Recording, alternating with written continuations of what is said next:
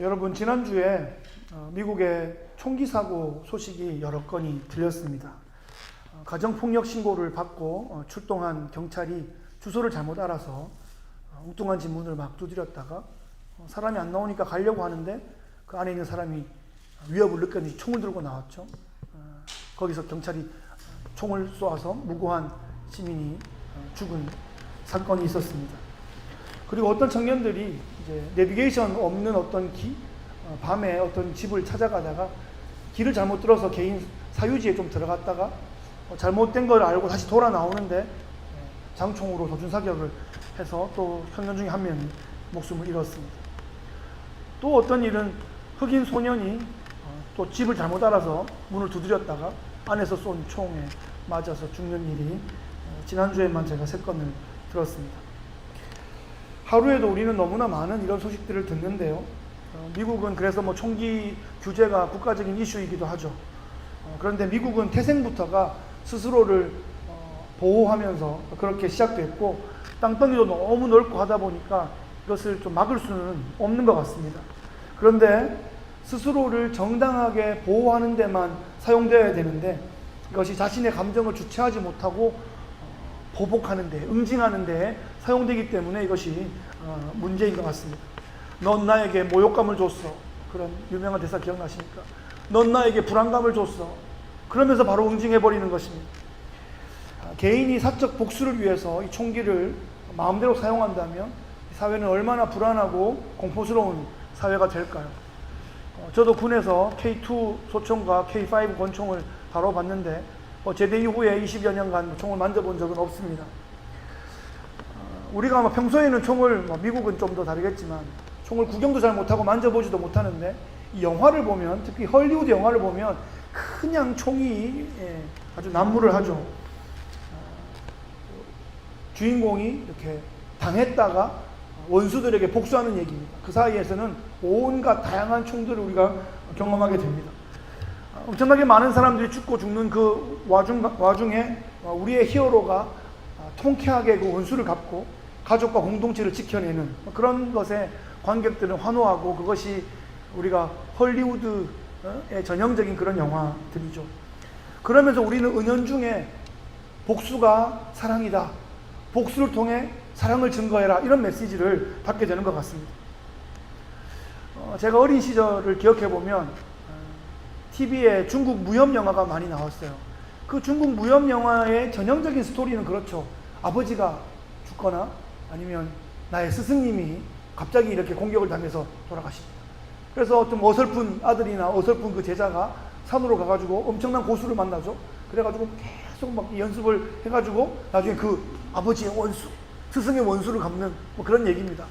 그래서 우리는 그 주인공이 성장하는 과정과 그가 원수 갚는 거에 막 통쾌함을 느끼고 막 원수를 갚았다 막 그렇게 하면서 우리도 굉장히 호전적이 되었던 그런 기억이 있는데요. 한국 영화에도 조폭 영화가 많고 복수를 주제로 한 영화들이 많습니다. 특별히 한국의 아주 유명한 영화 감독들이 최근에 세계적인 감독들이 나오고 있는데, 그중에 박찬욱 감독이라는 분이 계십니다. 유명한 3대 복수 시리즈 만드신 분이죠. 복수는 나의 것, 올드보이, 친절한 금자씨, 이런 것들 혹시 보셨습니까? 저는 그것이 너무나 유명하다는 걸 알고 내용도 아는데 안 봤습니다. 그걸 보면 그 안에 있는 복수의 언어, 복수의 정서, 이런 게 혹시나 영향을 받을까 하여 볼 수 있는 기회가 많았지만 아직도 안 봤습니다. 여러분, 크리스찬은 이 복수가 숭상되는 이 세속의 시대를 어떻게 살아야 할까요? 크리스찬은 놀라운 용서를 경험한 사람들입니다. 그래서 크리스찬의 삶에는 용서라는 주제가 너무나 중요한 주제입니다. 그런데 여러분, 이미 눈치채셨겠지만 이 용서가 그렇게 쉬운 주제가 아닙니다. 베드로가 예수님께 묻습니다. 오늘 본문의 직전의 말씀인데요. 주여, 형제가 내게 범죄하면 몇 번이나 용서하여 주리까? 7번까지 하오리까? 이렇게 묻습니다. 그 당시에 랍비들은 사람을 3번까지 용서하면 충분히 용서한 것이다, 이렇게 가르쳤어요. 그런데 지금 베드로는 2배 이상이잖아요. 7번 용서하오리까? 그러면 예수님께서 오호, 베드로야, 네가 2배 이상의 용서를 하고자 하니 참으로 훌륭하도다. 이렇게 말씀하기를 해주시기를 베드로는 기대했을지 모르는데 예수님 그렇게 말씀하지 않으시고 베드로야 7번이 무엇이냐? 7번을 70번까지라도 할지니라 이렇게 말씀하세요. 490번을 말씀하신 것이 아니라 무제한으로 무한대로 끝까지 용서하라 이런 말씀이죠. 이것이 과연 가능할까요? 예수님은 지금 제자들에게 무엇을 가르치시고자 하시는 걸까요? 우리는 누가 어떤 상황에서 누구에게 어떤 목적으로 어떤 배경에서 그것을 말하고 있는지 본문을 볼 때마다 그 전후 또 그 이면을 볼 줄 알아야 돼요. 꼭 글자만 꺼내거나 한 줄만 딱 꺼내서 막 외우고 막 붙여놓고 하는 것이 굉장히 위험합니다. 그래서 뭐 집이나 가게에 이렇게 뭐 표구, 이제 말씀 액자가 붙어 있는 경우들이 있는데 그 말씀이 성경에 어느 구절에 있다고 나와 있잖아요. 그럼 그 구절 안에서의 의미가 무엇인지는 우리가 알고 붙여놔야 되겠다 이런 생각입니다. 오늘 이 용서에 대한 주제는 예수님께서 천국에 대한 설명을 하시면서 하신 말씀이에요. 지금 천국 비유란 말이에요. 이 땅하고 다른 어떤 세계에 대한 이야기입니다. 그러니까 이 용서라는 주제가 천국의 가치에 비추어서 그렇게 이해해야 되고 그렇게 해석해야 되는 그런 무게가 있다는 것입니다. 그러니까 이 용서라는 이 주제를 내 생각, 내 경험, 내 실력 정도에 딱 한정시켜 버리는 것이 아니라 용서는 천국에 있는 것이구나 이렇게 이해하고 우리가 접근해야 어느 정도 그 감을 잡을 수 있습니다. 이 용서는 하늘에 있는 것이고 하늘의 가치이고 하나님의 성품이다 이런 말이죠. 그래서 용서는 불가능한 거죠. 하나님 거니까. 용서는 불가능한 것인데 또 가능한 것이에요. 예? 천국의 가치라는 것은 그런 긴장감이 있습니다. 크리스찬의 삶은 그런 긴장감 속에 살아가는 것이에요. 여러분, 크리스찬은 의인입니까? 죄인입니까? 의인이기도 하고 죄인이기도 한 거예요. 의인이 아니기도 하고 죄인이 아니기도 한 거예요. 그런 텐션이 있다고요. 무슨 말장난 같은데 그렇지 않습니다. 그런 긴장감, 텐션, 그것을 좀 우리가 느낄 때 크리스찬 라이프에 대해서 뭔가 조금 더 좀 인식하고 조금 더 한 걸음 나가는 그런 수준이 됩니다. 크리스찬의 정체성은 하늘에 속해 있으면서 이 땅에 발을 딛고 살고 있기 때문에 그 텐션이 있는 거예요. 그래서 우리는 끊임없이 이 땅에 있으면서 하늘의 영향을 받아야 하고 하늘의 관점으로 땅을 해석하고 우리의 삶에 적용해야 되는 그 사명이 우리에게 있는 것이에요. 그래서 제가 여러분들을 향하여 3터의 1터의 제사장이다 이렇게 말씀하실 때 세상에 나가면 세상 사람들이 하늘나라의 가치를 경험하는 그 통로가 우리가 된단 말이고 우리가 하늘과 세상을 이어주는 그 미디에이터, 중개자, 중보자가 되기 때문에 우리가 제사장 사명이다 이렇게 말씀하는 거죠. 그러면 천국은 어떤 곳입니까? 우리는 천국에 직접 가보지 않았고 천국을 아시는 분은 천국에서 오신 예수님밖에 안 계신데 예수님께서 천국을 보여줄 수가 없으니까 비유로 말씀하시는 거예요. 제가 이런 상상을 해봤습니다. 제가 만약에 조선시대로 가서 이게 뭐 가능하지 않지만 요즘 뭐 영화 같은 거 드라마 같은 거 보면 갑자기 뭐 시간여행을 막 하잖아요. 제가 상상을 해봤어요. 조선시대로 갔는데 그 사람들한테 내가 인터넷을 설명하려고 하면 어떻게 할 수 있을까? 그게 어떤 온라인 공간에서 뭘 주문하기도 하고 비행기 티켓도 막 예약하고 내가 좋아하는 음악도 막 듣고 정보도 막 찾고 내 정보를 어디 클라우드라는 곳에 이렇게 저장할 수도 있고 이런 걸 어떻게 설명하겠어요? 하지만 그들이 알 수 있는 곳간이랄까 구름이랄까 알 수 있는 모든 비유를 사용해서 제가 그 인터넷 세계를 설명하려고 할 것이에요. 예수님은 그래서 성경에 40가지가 넘는 천국에 대한 비유를 가르쳐주고 계십니다. 마태가 특별히 천국 비유를 많이 기록하고 있는데요. 예수님은 그 천국을 우리에게 알려주기 위해서 어떤 왕을 소개하고 있습니다.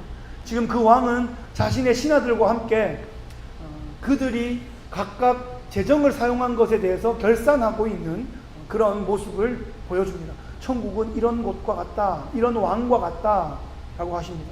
순서대로 한 명씩 결산하고 있는데 한 번은 앞에 서 있는 사람이 1만 달란트를 빚졌대요. 왕에게 1만 달란트의 손해를 지금 끼친 상태예요. 여러분, 달란트 들어보셨죠? 교회에서 무슨 달란트 시장하면서 한 달란트 가지고 뭐 떡볶이 한 그릇 먹고 이러니까 달란트가 가치 없는 것처럼 보일지 모르지만, 여러분 금달란트가 있고 은달란트가 있는데, 보통은 달란트가 은달란트를 의미하거든요. 은 한 달란트가 얼마쯤 되냐 하면 6천 데나리온 정도 돼요. 한 데나리온이 건강한 남자가 하루 일해서 버는 돈이라고는 알고 있죠.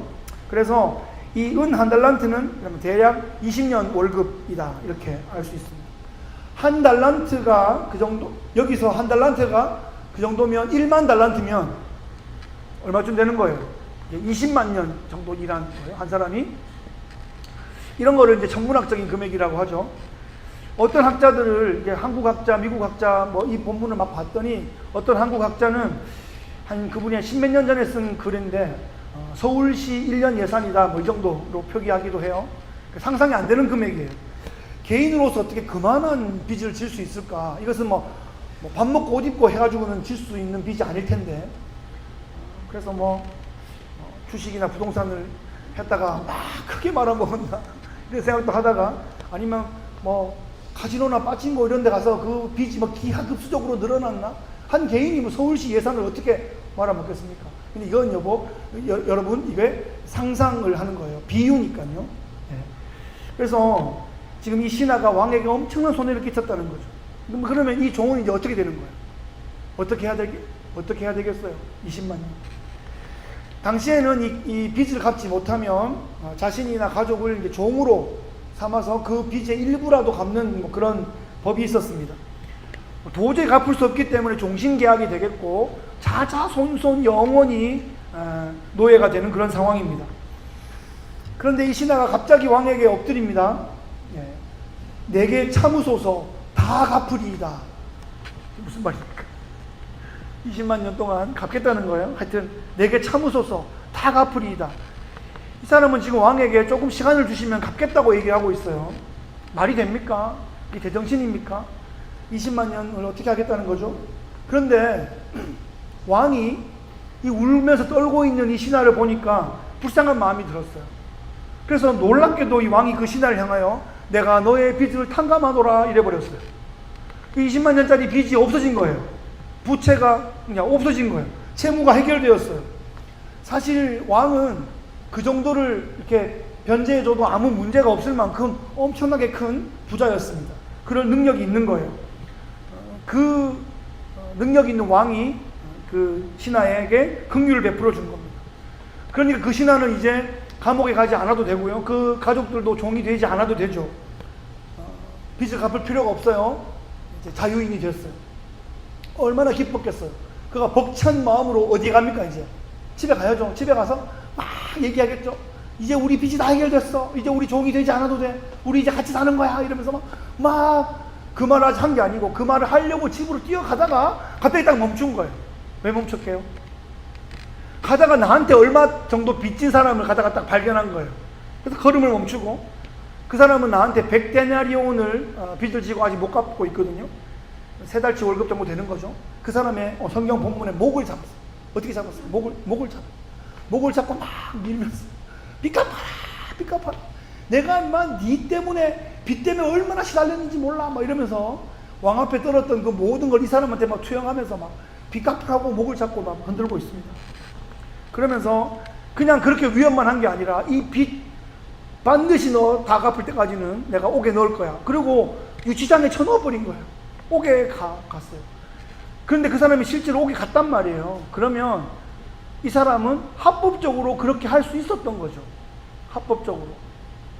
그런데 행정적으로, 합법적으로는 그게 되는데 이게 심정적으로는 이해가 안 돼요. 그렇잖아요.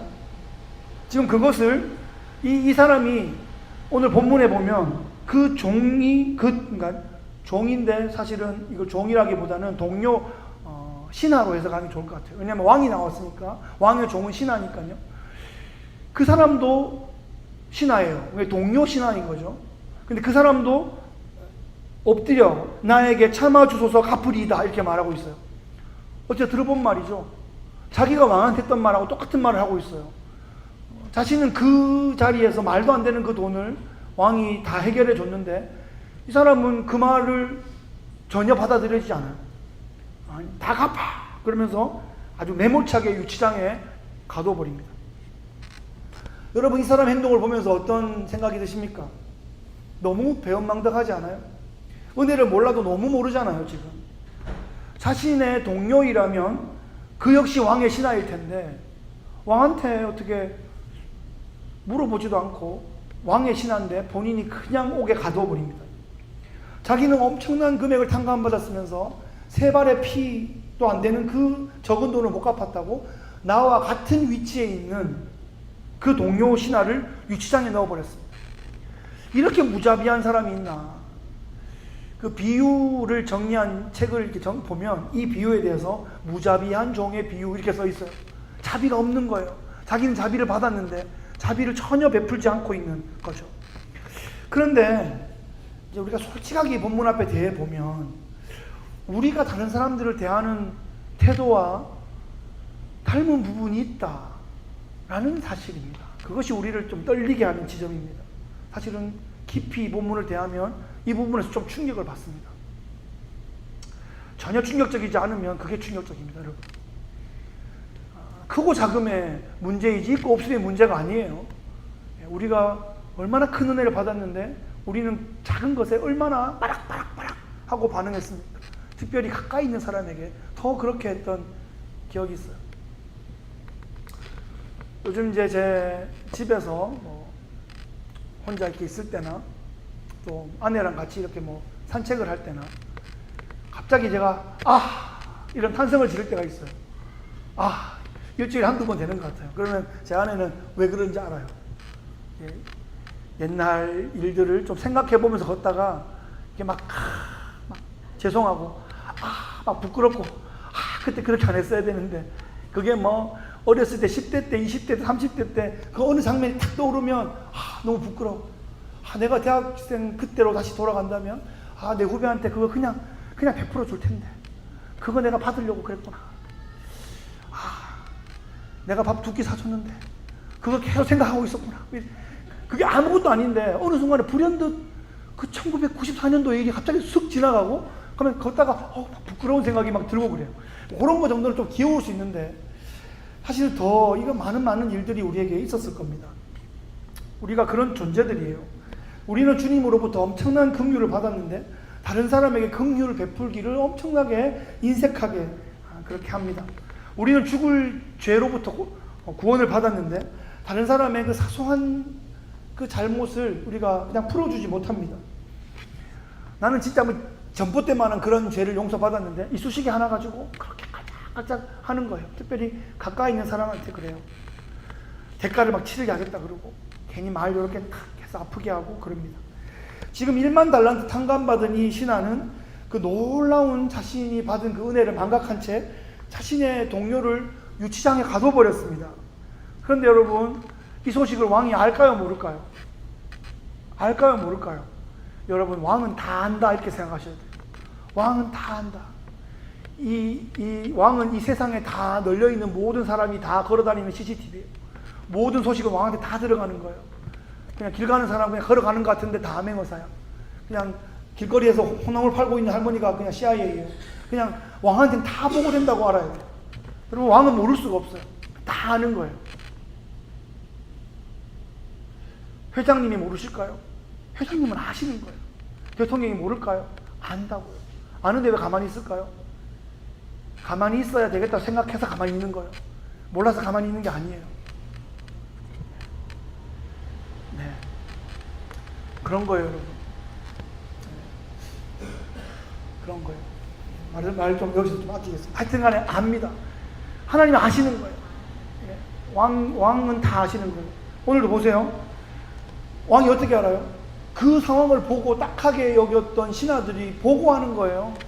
그래서 왕은 그래서 우리의 행동이 왕에게 다 보고된다 그렇게 아시는 게 편합니다. 여러분, 하나님은 다 알고 계세요. 알고 봐주거나 알고 기다려주거나 알고 속아주는 거지 내가 하나님 속인 것 같아 이런 거 없어요. 다 아신다고요. 다 보신다고요. CCTV 정도가 아니라 그냥 하늘에서 다 우리 생중계되고 오실지도 몰라요. 우리가 얼마나 대범하게 하고 오셨는지 여러분 아시겠어요? 왕은 속일 수 없습니다. 왕은 용서할 수 있는 거지 왕은 속지 않습니다. 왕의 눈을 피할 수 있겠지 이렇게 오판하면 안 됩니다. 내 생각까지도 다 읽으신다 그렇게 생각하고 분명히 자각해야만 하는 겁니다. 근데 이 신하가 그것을 놓치고 있어요. 이 신하가 다시 왕에게 불려갑니다. 왕은 그 신하에게 불같이 호령합니다. 악한 종아, 악한 종아. 자신의 동료를 용서하지 않고 자비를 베풀지 않은 이 신하에 대해서 왕은 악한 종이라고 이렇게 평가하고 있습니다. 그런데 여러분, 그의 행동이 법적으로는 문제가 없는 거예요, 지금. 근데 문제는 이 종이 왕에게 법적인 조치를 받은 게 아니잖아요. 놀라운 은혜를 받았어요. 자신은 놀라운 은혜를 받았는데 자기는 법적으로 하고 있다고. 이거 법적으로 문제 없어, 이거. 법적으로 이게 죄 아니야. 지금 법적인 죄를 얘기하는 게 아니잖아요. 왕이 나에게, 하나님이 나에게 법적으로 물었으면 어떻게 살아남겠냐고요.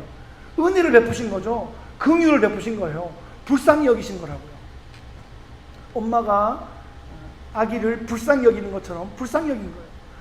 이 새끼 불쌍하잖아요. 내가 안 먹이면, 내가 안 돌보면 이거 어떻게 하겠어요? 그래서 불쌍하다 생각하니까 얘가 사는 거예요.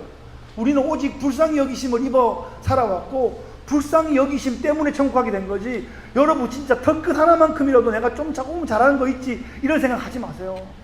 아주 조금이라도 내가 뭐 한 거 있지 않을까요? 예, 그거는 천국에 가는 거에 보탬된 건 아무것도 없고요. 천국 가게 해주셨기 때문에 너무 감사해서 조금이라도 보답하려고 하는 그 뒤에 있는 행동이지 천국 가는 거하고는 아무런 상관이 없어요. 전봇대랑 이쑤시개 차이 그보다 훨씬 더 클 거예요. 우주에 점 하나도 안 되는 거예요. 그걸 깨달으셔야 됩니다. 내 이웃을 불쌍히 여겨야 돼요. 여러분, 내 이웃을 불쌍히 여김으로 내가 용서받은 자임을 확증하는 거예요. 내가 천국에 합당한 사람임을 보여주는 거예요. 반대로 용서하지 못하면 천국에 합당하지 않다라고 지금 주님은 우리에게 경고하고 계시는 겁니다. 용서받은 사람이 용서할 줄 압니다. 용서하지 않는 것은 내가 용서받지 못한 것이 아닌가 하는 그런 도전을 이 비유는 우리에게 하고 있는 것이에요. 왕은 그 신하의 빚을 탕감해 준 것을 취소해 버립니다. 그리고 다시 옥졸에게 붙여요. 여러분, 옥졸에게 붙인다. 이 본문, 이 구절을 한번 생각해 볼 만한 거예요. 옥졸에게 붙이면 어떤 일이 벌어질까요? 친절하게 대해줄까요? 전혀 그렇지 않습니다.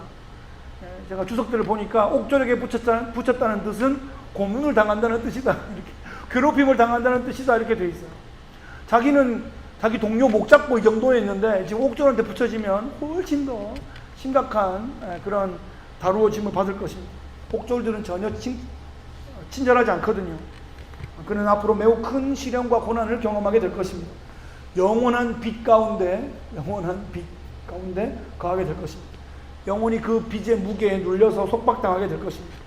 천국 잔치에 참여하지 못하고 슬피 울며 이를 가는 그런 아주 안타까운 일이 발생하게 될 것입니다. 예수님께서는 이 비유의 결론으로 너희가 각각 마음으로부터 형제를 용서하지 아니하면 나의 하늘 아버지께서도 너희에게 이와 같이 하시리라 이렇게 말씀하십니다. 망치로 세게 한 대 얻어맞은 느낌이에요. 나는 마음으로 형제를 용서하고 있는가? 그렇게 못하면 천국에 못 가는가? 그렇게 못하면 천국에서 쫓겨나는가? 나의 구원은 취소되는가? 이것은 하나님께서 나를 만세전에 택하시고 나를 영원히 구원하신다는 그 말씀과 위배되는 것이 아닌가? 이런 고민하게 되죠. 여러분, 오늘 되게 중요한 부분이에요. 신앙생활에 어떤 좀 고민이 있었다면 오늘 이 부분에서 좀 해결되기를 바라요. 주기도문 하실 때마다 우리가 우리에게 죄 지은 자를 사하여 준 것 같이 우리 죄를 사하여 주옵시고 이렇게 기도하잖아요. 그러면 용서받은 사람이 천국에 가는데 우리가 우리에게 죄 지은 사람을 사하여 준 것 같이 사하여 주셔야 되니까 우리에게 죄 지은 자에게 사하여 주지 않으면 용서를 못 받고 용서를 못 받으면 천국에 못 가는데 이거 어떻게 된 일이에요?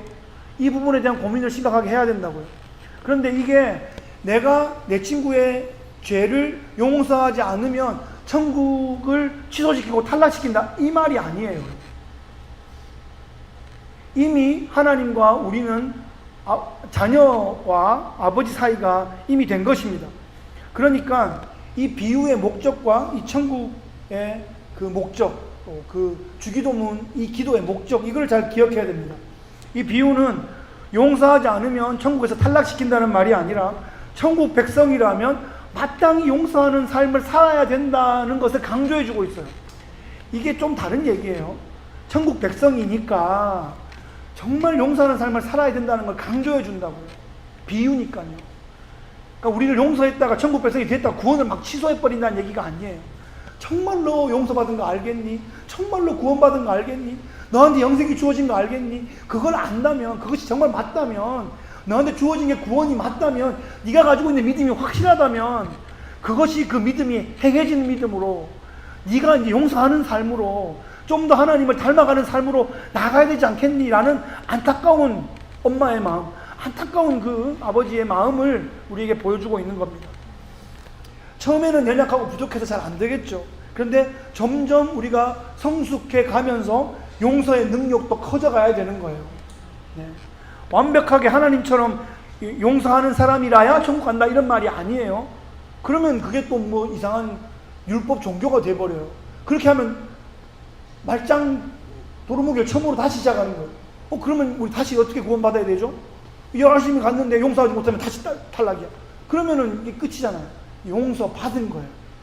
용서 받았으니 이제 어떻게 살아야 되냐. 그거를 심지어 쫓아내서 그 20만 년 빚 다시 갚게 할 정도의 그 마음을 왕은 가지고 있다 라는 마음으로 우리에게 도전하는 거라고요. 혼내는 거라고요. 군대에서 얼차려라는 게 있습니다. 얼차려. 얼차려 하면 주로 이제 푸시업하고 오리걸음하고 그렇게 하는데, 얼이 뭐예요? 얼. 우리 안에 정신이잖아요. 그 정신을 차리란 말이에요. 이 정신이 차려져야 되기 때문에 그렇게 뭐 푸시업도 하고 그렇게 하는 거죠. 지금도 우리에게 하나님은 정신을 차려, 우리 영혼을 차려, 영혼 차려. 안 그러면 풀어지니까 막 두고 있으니까 정신 차리는. 이게 자꾸 이렇게 중심으로 돌아오고 자꾸 이렇게 차렷 안 하면은 사람은 자꾸 뭐 서 있으면 앉고 싶고 눕고 싶고 누우면 자고 싶고 뭐 계속 막 흐트러지거든요. 그래서 우리의 정신을 바로 잡아주시는 거예요. 이런 비유를 통해서 정신 바짝 들게 해주시는 거예요. 너 천국에서 탈락시킬 만큼의 그 안타까운 마음으로 왕이 말하고 있다 하는 거죠. 말씀을 정리하겠습니다. 오늘 말씀의 제목은 용서받고 용서하라 하는 것이에요. 천국은 누가 가는 거예요? 용서받은 사람이 가는 거예요. 나는 용서받았고 그래서 천국에 합당한 사람이다 하는 것이 여러분이 가져야 되는 정체성의 첫 번째입니다. 흠도 티도 점도 없는 사람이 천국 가는 것이 아니라 많은 죄를 지었는데 용서받은 사람이 가는 거예요. 나는 용서받은 죄인이다 라는 의식이 여러분에게 있어야 됩니다. 천국은 용서를 깊이 경험하는 곳이에요. 불쌍히 여기심을 받는 곳입니다. 받아들여짐을 경험하는 곳, 용납하심을 경험하는 곳이 바로 천국입니다. 그것이 바로 은혜예요. 천국은 나의 노력과 나의 정성으로 가는 곳이 아니라 하나님의 은혜로 가는 것이에요. 그것을 확신하셔야 됩니다. 천국은 오직 은혜로 가는 곳이다. 그래서 용서를 깊이 경험할수록 용서할 수 있는 능력이 상승되는 거죠. 용서를 깊이 깨달을수록 내가 용서할 수 있는 거죠. 두 번째는 천국은 그래서 용서하는 곳입니다. 천국은 하늘에 둥둥 떠 있는 곳이 아니라 여러분 우리가 지금 천국에 있는 거예요. 여러분 이 의식을 가져야 돼요. 나중에 요단강 건너갈 때가 천국 가는 것이 아니라 지금 이미 천국이 있는 곳이라고요. 요한복음에서 내내 얘기하는 것이 예수를 믿는 자는 이미 영생이 시작되었다는 거예요. 이곳이 이미 천국이라는 거예요. 여러분 땅과 하늘이 접하는 지점에 중첩되는 곳에 살고 있는 게 크리스찬이라고요. 그러니까 교회가 바로 천국의 샘플이에요. 세상은 교회를 통해서 천국을 맛보는 거죠. 그래서 이 땅 가운데 천국의 모델인 교회는 용서하는 곳이 되어야 돼요. 용납하는 곳이 되어야 돼요. 서로 불쌍히 여겨줘야 돼요. 어느 날 이렇게 아기를 이렇게 보면 불쌍하다 이런 생각이 들어요. 어느 날 부인을 이렇게 보면 불쌍하다 이런 생각이 들어요. 어느 날 엄마를 이렇게 생각해 보면 또 불쌍하다 이런 생각이 들어요. 이게 뭐 내가 그분을 뭐 그런 의미가 아니라 야, 정말 서로 불쌍히 여겨야 되는구나. 서로 이렇게 긍휼히 여겨줘야 그게 천국의 관계인 겁니다. 서로 점수 매기는 게 아니라 서로 불쌍히 여겨줘야 그곳이 바로 우리가 이 땅에서 경험하는 천국이 되는 것이에요. 용서가 바로 천국의 맛이에요. 천국 맛 좀 보여줄까? 용서를 딱 하는 거죠. 그러면 우와 천국 맛을 딱 경험하는 거죠. 복수는 세상의 맛이고 용서가 천국의 맛입니다. 천국 한번 보여줘. 내가 너를 용서하노라. 그러면 천국 맛을 좀 보겠죠. 여러분 그렇다고 해서 너무 큰 부담을 갖지는 않으시길 바라요. 우리가 아이에게 집안 전체를 맡기지 않죠. 한 사람에게 국가 경영을 다 맡기지도 않습니다. 그런데 일부분 내가 할 수 있는 만큼의 최선을 다하면 돼요. 그 한 퍼즐을 우리에게 주시는 겁니다. 할 수 있는 만큼 할 수 있는 데까지 서로 함께 해나가면 되는 것입니다. 완벽하지 않으면 처음부터 아예 포기하고 막 살아버려라. 이거 누구 얘기입니까? 이거 사탄이 하는 얘기예요. 완벽하지 않으면 천국 포기해. 너 그렇게 살고 네가 뭐 하나님 자녀라고 하는 말은 옆에서 계속 송사하는 자, 속이는 자, 사탄이 하는 말이에요. 완벽할 수 없어요. 다 거기서 거기에요. 도끼인 객낀이라고요. 네, 다 거기서 거기에요. 어느 정도 제가 이 비유를 몇 번 말씀드렸는데 비행기에서 바라보는 키 차이 정도 돼요. 똑같다고 거기서 170하고 160하고 뭐 비행기 위에서 차이가 납니까? 템파공항 내릴 때 뭐 집들도 다 점같이 보이는데 그 안에서 뭐 크고 작고 어차피 우리가 천국 가는 거는 땅에서 하늘을 가는 거지 우리가 뭐 5cm 크고 작고로 하고 가는 게 아니에요. 천국 가는 게 아니에요. 그래서 그 부분에 대해서 사탄이 완벽을 요구하는 것은 그것은 하나님 말씀이 아니고 우리는 완벽하신 하나님께 기대어서 가는 것이니까 하나님은 우리에게 완벽하신 하나님 안에서 계속하여 조금씩 성숙해 나가기를 기대하고 계십니다. 여러분 요즘도 계속 복수 시리즈가 나오고 있어요. 한국의 영화들 드라마가 넷플릭스에 계속 복수를 통해서 세계 최고를 달리고 있는데 저는 한국이 복수로 유명해지는 나라가 되지 않으면 좋겠어요. 우리는 이런 뭐 우아한 복수 뭐 그런 말도 있더라고요. 세련된 복수 뭐 그런 게 아니라 정말 좀 투박하더라도 용서하는 삶으로 나가면 좋겠습니다. 이러한 도도한 세속의 물결 가운데 우리가 주님의 용서하심을 깊이 경험해서 우리의 이웃을 용서함으로 이 땅 가운데 천국 같은 그런 용서의 공동체 세워가실 수 있기를 예수 그리스도의 귀하신 이름으로 축복합니다. 아멘. 합심으로 두 가지 기도하겠습니다. 하나님, 용서를 깊이 경험하게 하여 주옵소서. 용서받은 천국 백성으로 이웃을 넉넉히 용서하는 삶 살게 하여 주옵소서. 이 템파 땅 가운데 용서가 필요한 영혼들, 또 용서를 새롭게 경험할 백성들을 붙여주옵소서. 함께 기도하시겠습니다. 하나님 아버지, 우리가 하나님께로부터 놀라운 용서하심을 경험한 사람들인 것을 다시 한번 고백합니다. 하나님 아버지, 이것이 객관적인 사실인데 이것이 우리에게 주관적으로 다시 한번 실제적으로 나에게 다가와서 내가 용서받은 놀라운 천국 백성이구나 하는 것을 기억할 수 있도록 주님 인도해 주시고, 그래서 이웃을 넉넉하게 용서하는 삶으로 나아갈 수 있게 주여 인도하여 주옵소서. 이 땅 가운데 용서가 필요한 영혼들이 있습니다. 용납하심을 경험해야 하는 영혼들이 있습니다. 하나님 아버지여, 그 영혼들이 새롭게 하나님 앞에 나오고 새롭게 변화될 수 있게 주여 역사하여 주옵소서. 그 일에 우리가 귀하게 또 서로가 서로를 향하여 쓰임받을 수 있게 역사하여 주시옵소서. 오 하나님 감사합니다. 함께 하여 주옵소서. 참 좋으신 우리 하나님 아버지 감사합니다. 용서를 통하여 그 천국의 놀라운 그 가치와 그 비밀을 다시 한번 깨닫게 하시니 감사합니다. 천국은 의인이 가는 곳이 아니고 용서받은 죄인이 가는 곳임을 다시 한번 기억하고 우리에게 놀라운 그 탕감을 해주셔서 우리가 천국에 갈 수 있게 되온 것을 우리가 잊지 않게 하여 주시고, 그래서 우리가 그 놀라운 용서를 받았기에 아주 작은 우리의 삶에서 생기는 그런 부분들, 그런 문제들 우리가 기꺼이 용납해주고 용서해주면서 천국을 맛보고 경험할 수 있게 주여 인도하여 주시옵소서. 템파 땅 긍휼히 여겨주시고 용서가 필요한 영혼들 또 용서를 새롭게 경험할 수 있도록 하나님 천국 공동체를 우리가 이 땅 가운데 이 시대 가운데 섬겨나갈 수 있게 인도하시고 역사하여 주옵소서. 감사드리며 예수 그리스도의 귀하신 이름으로 기도하옵나이다. 아멘.